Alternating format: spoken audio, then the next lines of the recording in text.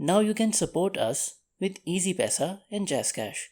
We'll accept anything from as low as 1 rupee to as much as you like it. And please, do not forget to subscribe and share us. अब तक के साथ और ताउन का शुक्रिया। मज़ीद ताउन के मुंतज़र। अदब साराय जोहरी आदात पार्ट 21। तीसरा कानून, इसे करना आसान बना दें।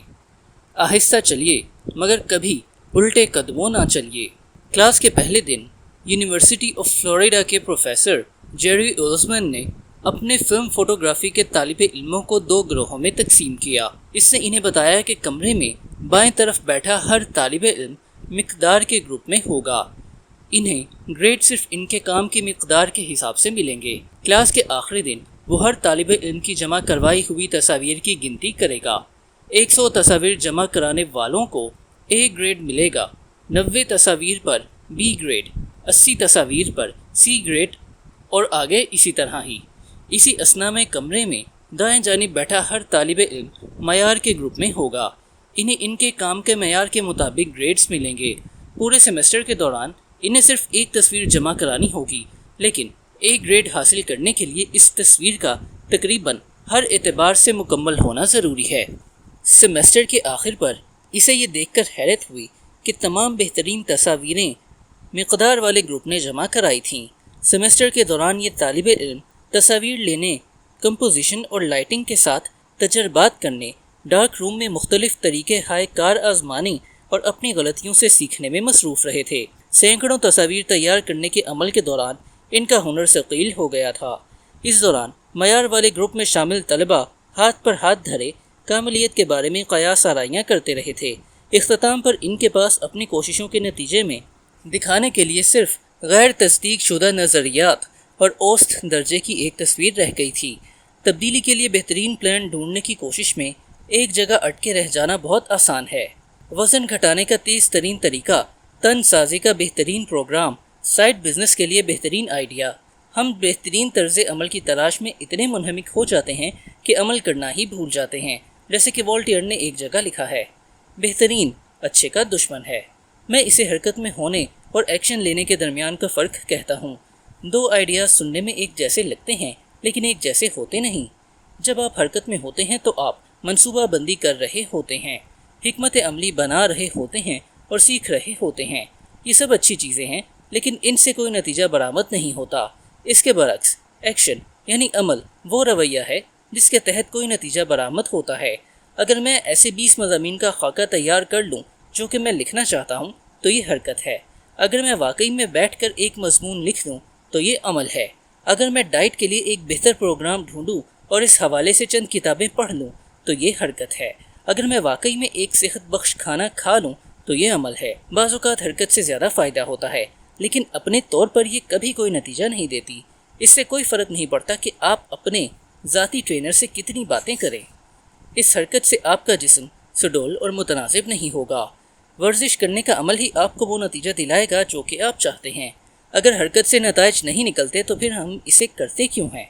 बाज़ औक़ात हम ऐसा इसलिए करते हैं क्योंकि हमें वाकई मनसूबाबंदी करने या मज़ीद सीखने की ज़रूरत होती है, मगर ज़्यादातर सूरतों में हम ऐसा इसलिए करते हैं क्योंकि हरकत की बदौलत हमें कुछ करने का एहसास मिलता है जो कि नाकामी के खदशात से पाक होता है।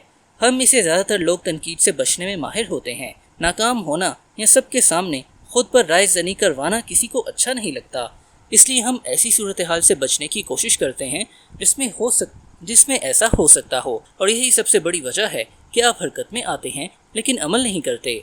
आप नाकामी को मुखर करना चाहते हैं। हरकत में रहना और ख़ुद को ये यकीन दिला देना कि आप आगे बढ़ रहे हैं बहुत आसान है।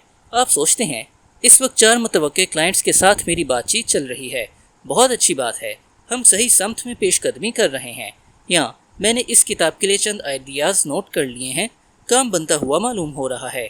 हरकत की बदौलत आपको एहसास मिलता है कि काम निपटा रहे हैं, लेकिन दर हकीकत आप महज कोई काम निपटाने की तैयारी कर रहे होते हैं। जब तैयारी काम टालने की एक शक्ल बन जाए तो आपको कहीं ना कहीं कोई ना कोई तब्दीली लाने की ज़रूरत होती है। आप महज मनसूबाबंदी नहीं करते रहना चाहते, आप इन मनसूबों को अमली जामा पहनाना चाहते हैं। अगर आप किसी आदत को अपनाना चाहते हैं तो इसका तरीका ये है कि दोहराई के साथ आगाज़ कीजिए, कामिलियत के साथ नहीं। آپ کو کسی نئی عادت کے ہر خالق خود کا نقشہ کھینچنے کی ضرورت نہیں، آپ کو محض اس پر عمل پیرا ہونے کی ضرورت ہے۔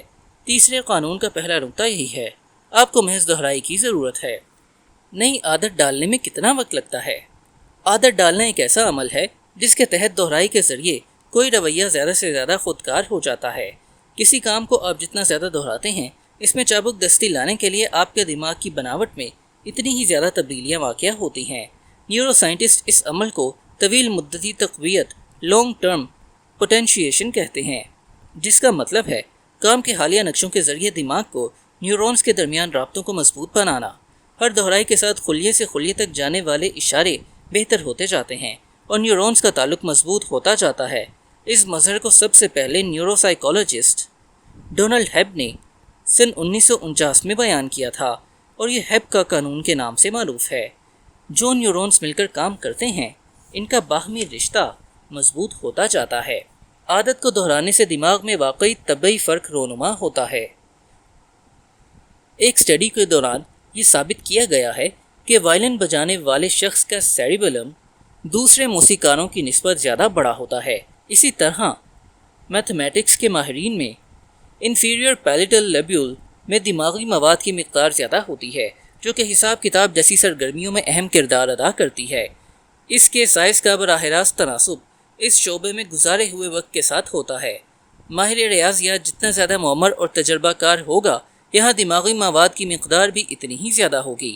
جب سائنسدانوں نے لندن کے ٹیکسی ڈرائیوروں کے دماغوں کا تجزیہ کیا تو انہیں پتہ چلا کہ ہپو کیمپس یعنی ان کے دماغ کا وہ حصہ جو مکانی یادداشت کا حساب رکھتا ہے، ان افراد سے زیادہ بڑا ہے جو ٹیکسی نہیں چلاتے۔ اس سے بھی زیادہ حیران کن بات یہ ہے کہ جب ڈرائیور ریٹائر ہوتا ہے تو ہپو کیمپس کا سائز کم ہو جاتا ہے۔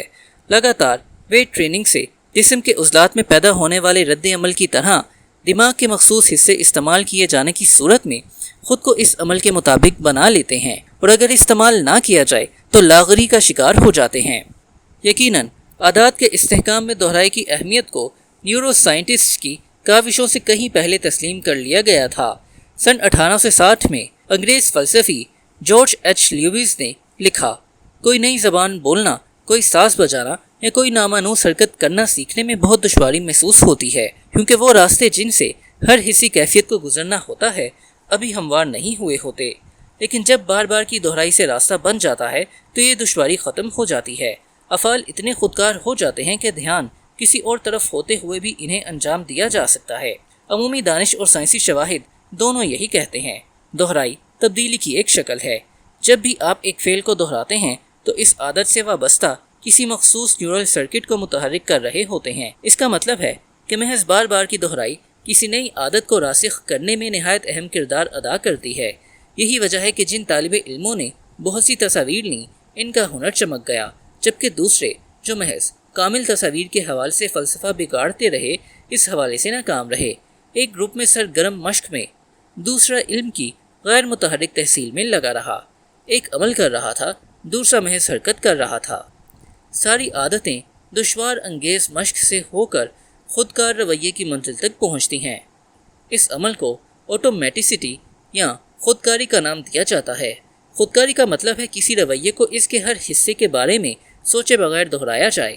یہ کام اس وقت ہوتا ہے جب ذہن کا غیر شعوری حصہ حرکت میں آ جاتا ہے۔ روزانہ 10 منٹ پیدل چلنا۔ جو سوال مجھے سب سے زیادہ سننا پڑتے ہیں، ان میں سے ایک یہ ہے، نئی عادت ڈالنے میں کتنا وقت لگتا ہے؟ حالانکہ لوگوں کو پوچھنا یہ چاہیے، نئی عادت ڈالنے میں دیر کتنی لگتی ہے؟ مطلب یہ ہے کہ کسی عادت کو خودکار بنانے کے لیے کتنی بار کی دہرائی درکار ہوتی ہے۔ عادت ڈالنے کے حوالے سے وقت کے گزرنے میں کوئی جادو پوشیدہ نہیں ہے۔ کوئی فرق نہیں پڑتا کہ 21 دن گزر گئے، 30 دن گزر گئے یا 300 دن گزر گئے۔ فرق اس سے پڑتا ہے کہ آپ اس رویے کو کس شرح پر دہرا رہے ہیں۔ کسی کام کو آپ 30 دنوں میں 2 مرتبہ یا 200 مرتبہ دہرا سکتے ہیں۔ فرق کثرت سے پڑتا ہے۔ آپ کی موجودہ عادات اگر ہزاروں نہیں تو سینکڑوں مرتبہ کی دہرائی کے بعد پختہ ہوئی ہیں۔ نئی عادات کو بھی اسی طرح کی دہرائی درکار ہوتی ہے۔ رویے کے آپ کے ذہن میں راسخ ہونے اور آپ کے عادت کی لکیر کو عبور کرنے سے پہلے آپ کو خاطر خواہ حد تک دہرائی کرنا پڑے گی۔ عملی اعتبار سے دیکھا جائے تو اس سے کوئی خاص فرق نہیں پڑتا کہ کسی عادت کو خودکار ہونے میں کتنا وقت لگتا ہے۔ اہمیت اس بات کی ہے کہ آپ وہ عمل کریں جو پیش رفت کے لیے ضروری ہے۔ کوئی عمل پوری طرح خودکار ہے یا نہیں، اس کی اہمیت کم ہے۔ عادت بنانے کے لیے آپ کو پریکٹس کرنے کی ضرورت ہے، اور پریکٹس کرنے کا مؤثر ترین طریقہ یہ ہے کہ رویے کی تبدیلی کے تیسرے قانون پر کاربند رہا جائے۔ اسے کرنے میں آسان بنا دیں۔ آنے والے ابواب میں آپ کو یہی کام کرنے کا طریقہ بتایا جائے گا۔ خلاصہ: نمبر 1، رویے کی تبدیلی کا تیسرا قانون یہ ہے، اسے کرنے میں آسان بنا دیں۔ نمبر 2، سیکھنے کا سب سے مؤثر طریقہ منصوبہ بندی نہیں بلکہ پریکٹس ہے۔ نمبر 3، اپنی توجہ عمل کرنے پر مرکوز رکھیے، حرکت کرنے پر نہیں۔ نمبر 4، عادت کی تشکیل ایک ایسا عمل ہے جس کے ذریعے ایک رویہ دہرائی کے ذریعے رفتہ رفتہ زیادہ سے زیادہ خودکار ہوتا جاتا ہے۔ نمبر 5، اس بات کی اہمیت کم ہے کہ آپ عادت کتنے عرصے میں دہرا رہے ہیں، اہمیت اس بات کی ہے کہ آپ نے اسے کتنی بار دہرایا ہے۔ ادب سرائے۔